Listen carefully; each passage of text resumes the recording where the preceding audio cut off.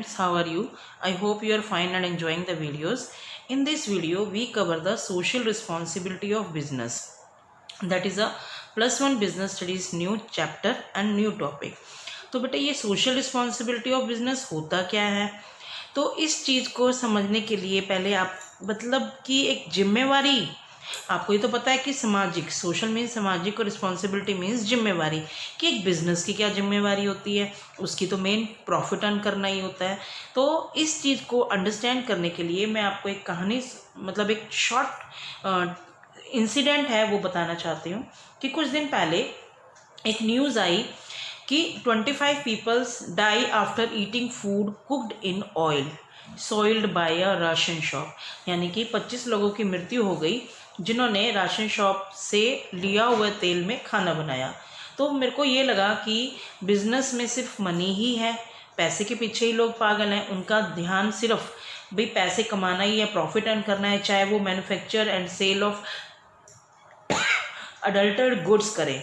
यानी कि वो जितना आपका पैमाना है, जितनी आपको न्यूट्रिशंस चाहिए, जितना आपको प्रोटीन चाहिए, विटामिन्स चाहिए, या जितना एक स्टैंडर्ड होता है फूड का, उसको ध्यान में नहीं रखते।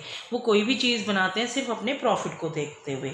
उसके लिए वो झूठी एडवर्टाइजमेंट भी करते हैं, टैक्स नहीं पे करते, और तो और वो हमारे एनवायरनमेंट को भी पॉल्यूट करते हैं, हमारे वर्कर्स को भी, और सोशली अनडिज़ायरेबल प्रैक्टिस भी करते हैं ताकि प्रॉफिट फर्म का हो सके। तो क्या ये सारी चीज़ें एक सही हैं? क्या ये सारी चीज़ें हमारी नेगेटिव इफ़ेक्ट नहीं डालती सोसाइटी पर? तो और अगले दिन ही मैंने एक न्यूज़पेपर में किसी पर्सन का इंटरव्यू सुना। अगर मैं बात करूं तो mister Narayana Murthy, chairman and MD of Infosys, जो कि अपनी फेयर डीलिंग के लिए फेमस थे, जो कि अपने कस्टमर्स का, एम्प्लॉयज़ का, इन्वेस्टर्स का और अदर सोशल ग्रुप्स का भी हेल्प करते थे।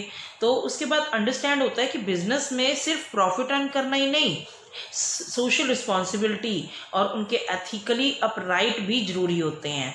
और बिजनेस का अर्न सिर्फ पैसे कमाना ही नहीं है, आपने अपनी एक्सपेक्टेशंस जो सोसाइटी की आपके बिजनेस से होती है, बिजनेस की भी रिस्पॉन्सिबिलिटी होती है कि वो उसको पे करे, पूरा करे। तो यानी कि बिजनेस को सप्लाई क्वालिटी गुड्स, टैक्सेस समय पर देना चाहिए, क्रिएट हेल्दी एनवायरनमेंट होना चाहिए, वर्कर्स को भी रखना चाहिए और पॉल्यूशन से भी बचाना चाहिए, ताकि आपकी सोसाइटी में काम हो सके। अगर आपकी सोसाइटी नहीं होगी तो आप बिजनेस कहाँ से करेंगे? फॉर दैट पर्पस बटे आप लोग ये ध्यान से सोचो कि समाज, सोसाइटी क्या है। सोसाइटी ने आपको फैक्टर ऑफ इनपुट भी दिए। वो कैसे कि आपको कस्टमर भी देती है, प्लेस भी देती है, लैंड भी देती है, और एक अच्छा एंटरप्रेन्योरशिप भी देती है, और एक आपको यानी कि जो भी आपको फैक्टर रिक्वायर्ड है वो आपको एक सोसाइटी देती है। अगर सोसाइटी हेल्दी होगी तो ही आपका बिजनेस हेल्दी होगा। अगर सोसाइटी हेल्दी नहीं होगी तो बिजनेस कैसे हेल्दी होगा?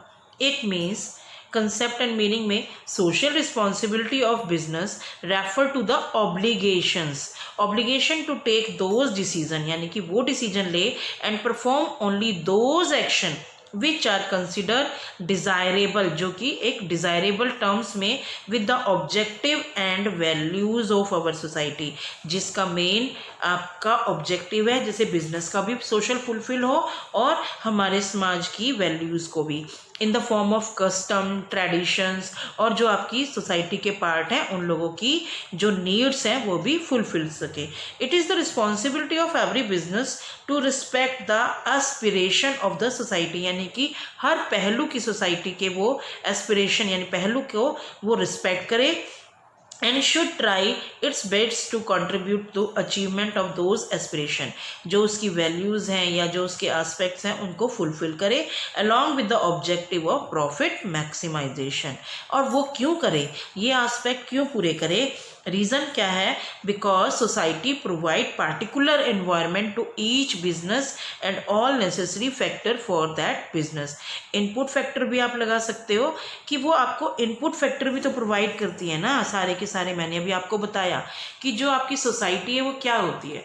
सोसाइटी में आपका समाज में जैसे आपको दुकानों के लिए स्पेस भी देती है, फिर वर्कर्स भी प्रोवाइड करती है, हेल्दी एनवायरनमेंट भी देती है, यानी कि सेफ एनवायरनमेंट देती है, कस्टमर भी देती है, प्रोड्यूसर्स भी देती है। तो ये सारी चीज़ें तो सोसाइटी करती है। तो क्या एक बिजनेस की जिम्मेवारी नहीं है ऑब्लिगेशन नहीं है कि वो भी उसकी सभी जो उसकी एक्सपेक्टेशंस हैं उसको फुलफिल करे, उसको एक्सप्लॉइट ना करे, ठीक है ना। तो अगर आपने हेल्दी बिजनेस चाहते हो तो सोसाइटी भी हेल्दी होनी चाहिए, और अगर लॉन्ग टर्म के लिए चाहते हो तो आपको अपने सोसाइटी का ध्यान भी रखना होगा। अब जैसे मैंने आपको बताया कि वो तेल में मिलावट की हुई थी कुकिंग ऑयल में, और उससे लोगों की डेथ हो गई। जब आपके कस्टमर ही ख़त्म हो जाएंगे तो आप बिजनेस कहाँ से करोगे, ठीक है ना।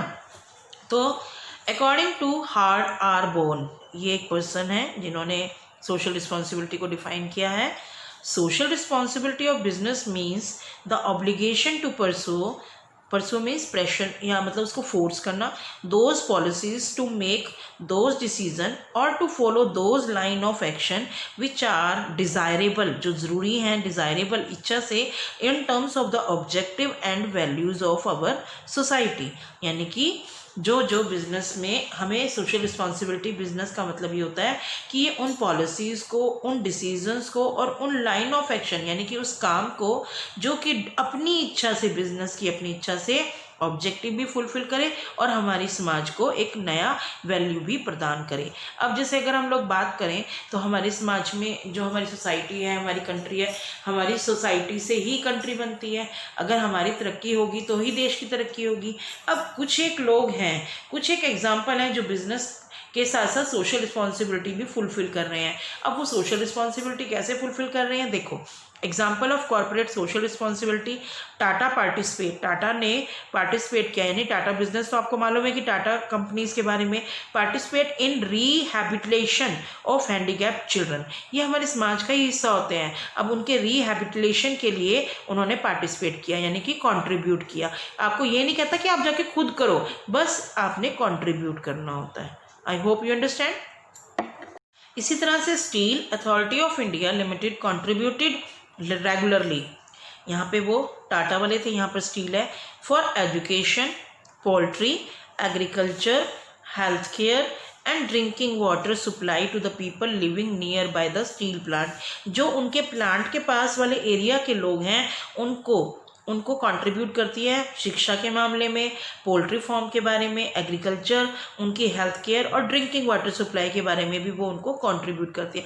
दैट इज़ हर या हिज सोशल रिस्पॉन्सिबिलिटी, समाज के प्रति उत्तरदायित्व है। स्टील प्लांट के क्यों, क्योंकि स्टील प्लांट होता है तो वहाँ से एम्प्लॉयमेंट भी क्रिएट होती है, तो वो उसके एम्प्लॉयज़ बन गए, साथ में वहाँ पर उसके लोगों को, अगर हेल्दी एनवायरनमेंट होगा तो हेल्दी पीपल उसके यहाँ काम करेंगे, और अगर वो पढ़े लिखे होंगे तब भी उसके काम आएंगे। तो वो इस तरह से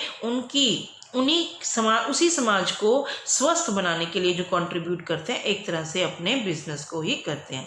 यहाँ पर है बेटा kinds of social responsibility, kind of social responsibility. There are 4 type of social responsibility: economic social responsibility, legal, ethical and discretionary.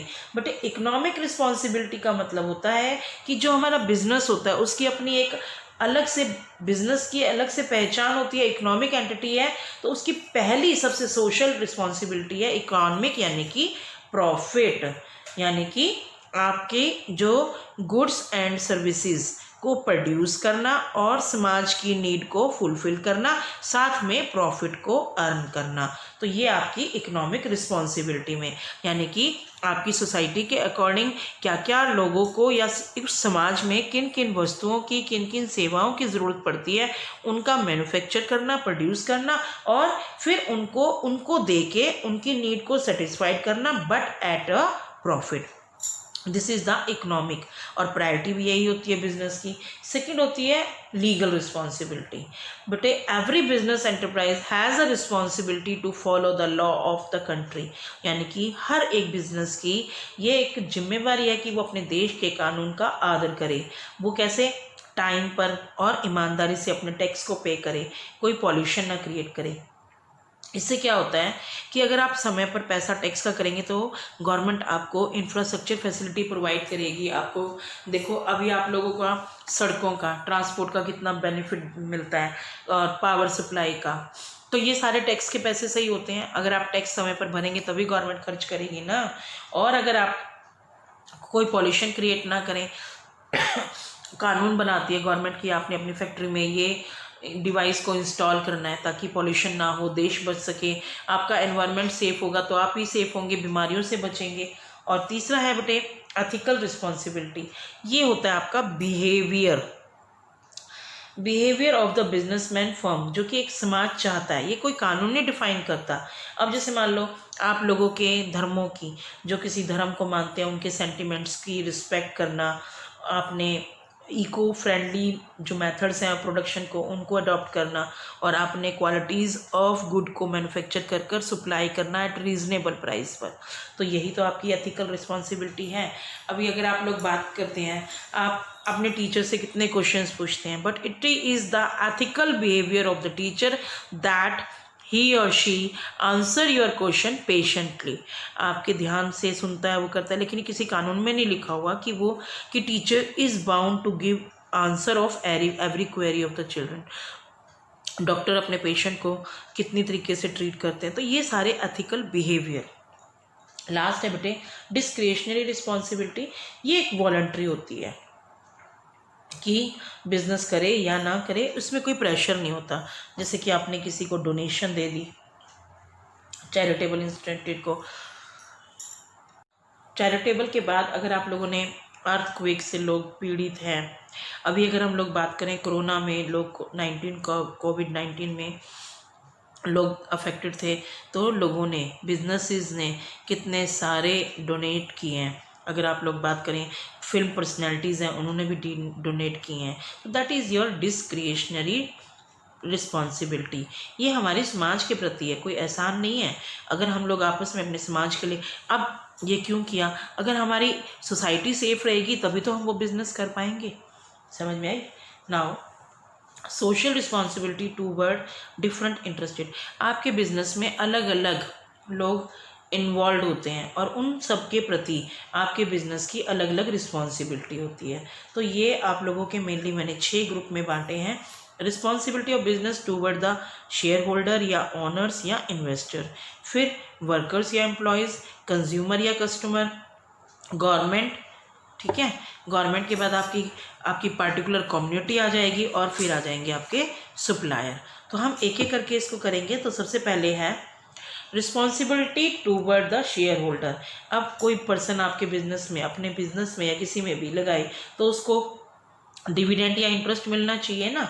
सबसे पहले अगर कोई भी बंदा अपने बिजनेस में पैसा लगाता है, किसी भी बिजनेस में, तो वो कहता है कि मुझे प्रॉफिट या इंटरेस्ट मिलेगा। To provide fair and regular return on their investment. फिर उसकी सेफ्टी होनी चाहिए, बिजनेस को इंश्योर करना चाहिए कि आपकी इन्वेस्टमेंट सेफ है। और फिर wealth maximisation of share holders.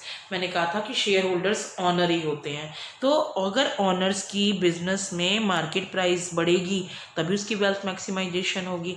Share holder कैसे ऑनर बनते हैं? जब किसी कंपनी में शेयर को परचेज कर लेते हैं। सपोज करो उसने एक कंपनी का शेयर 100 रुपये में खरीदा, और आज उसकी due to better working conditions, efficiency और मैनेजमेंट की वजह से उस 100 रुपये की जो कीमत है आज उसकी वो 400 रुपये में हो गई। तो उसकी वेल्थ मैक्सिमाइजेशन हो गई ना। जैसे आपकी लैंड है, आपने 50,000 में खरीदी है, लेकिन आज उसकी मार्केट में वैल्यू 1 लाख हो गई, तो आपको 50,000 की वैल्यू में वेल्थ मैक्सिमाइजेशन हो गई ना, कि आपने लगाए 50,000, मिले आपको 1 लाख। फिर है कि समय समय पर बिजनेस को अपने फंक्शंस की खबर रखनी चाहिए, फुल इंफॉर्मेशन होनी चाहिए, स्कीम बतानी चाहिए फ्यूचर में क्या होगा। इन्वेस्टर को हर तरह का इंटरेस्ट सेव होना चाहिए, कि कहीं उसका पैसा डूबना नहीं चाहिए, और बिजनेस को इंक्रीज करने की अपॉर्चुनिटी भी होनी चाहिए। That is a responsibility of business. Now workers के अकॉर्डिंग, जब कोई भी वर्कर है तो वो क्या चाहेगा कि उसको सही समय पर सैलरी मिले, फेयर मिले, जितना काम करता है उसको वर्किंग कंडीशन हेल्दी होनी चाहिए, वहाँ पर सेफ होनी चाहिए, डरना मतलब कोई किसी प्रकार का खतरा ना हो उसके पास, उसको वेलफेयर फैसिलिटीज जैसे medical care, housing, recreational, insurance cover. अच्छा, उसके बाद उसको बेटर रिलेशन, अच्छे लोग भी मिलने चाहिए, corporation by creating better human relationship. उसके बाद कि एम्प्लॉय शुड इन्वॉल्व, वर्कर्स को भी हर डिसीजन में इन्वॉल्व करना चाहिए। तो ये थी आपकी वर्कर्स की और एम्प्लॉयज़ के प्रति बिजनेस की जिम्मेवारी। तीसरी आती है कंज्यूमर। आप कंज्यूमर हो, आप एक बिजनेस से क्या एक्सपेक्ट करते हो? कि आपको अच्छी क्वालिटी के प्रोडक्ट मिले, सर्विसेज मिले, एक फेयर प्राइजेस पे। ये ना हो कि ऊट पटांग प्राइजेस हो, फेयर प्राइजेस पे। आपको गुड्स रेगुलरली मिलने चाहिए। अभी लॉकडाउन में भी देखो आपको गुड्स मिल तो रहे थे, लेकिन तंगी से मिल रहे थे क्योंकि पीछे सप्लाई नहीं आ रही थी। तो रेगुलरली आपको चाहिए। आपको अनफेयर ट्रेड प्रैक्टिसेस जैसे ब्लैक मार्केटिंग, अंडर वेट, मिलावट, होल्डिंग, ये सारी चीज़ें नहीं होनी चाहिए। और बेकार की जो गलत एडवर्टाइजमेंट होती हैं उनको भी स्टॉप होना चाहिए, वो नहीं करना चाहिए। Handle consumer grievance quickly and carefully, यानी कि जो उनकी दिक्कतें हैं उनको दूर करना चाहिए, उनको पकड़ना चाहिए। और to inform the customer about new product, जो भी मार्केट में नया प्रोडक्ट आता है उसको कंज्यूमर को इन्फॉर्मेशन होनी चाहिए। That is a social responsibility of a business. अब गवर्नमेंट के प्रति क्या जिम्मेवारी है कि वो कानून, जो भी गवर्नमेंट ने कानून बनाए उनको फॉलो करे, फॉरेन ट्रेड को अडॉप्ट रखे, रेगुलरली टैक्स पे करे, और कोई black poverty, literacy, population unemployment, इन सारी प्रॉब्लम्स को सॉल्व करने में बिजनेस गवर्नमेंट की मदद करे। और जैसे कि मान लो अभी कोविड-19 में लोगों ने बढ़ चढ़ के डोनेशन दिया है, वो भी आपकी responsibility toward the government, because government is the people, for the people, by the people. तो हम लोगों का ही होता है कि हम अपनी गवर्नमेंट की मदद करें। फिर है रिस्पॉन्सिबिलिटी टूवर्ड द कम्युनिटी।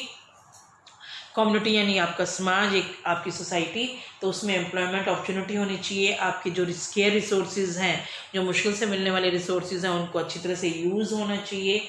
फिर नेशनल इंटीग्रेशन को मेन प्रेफरेंस देनी चाहिए।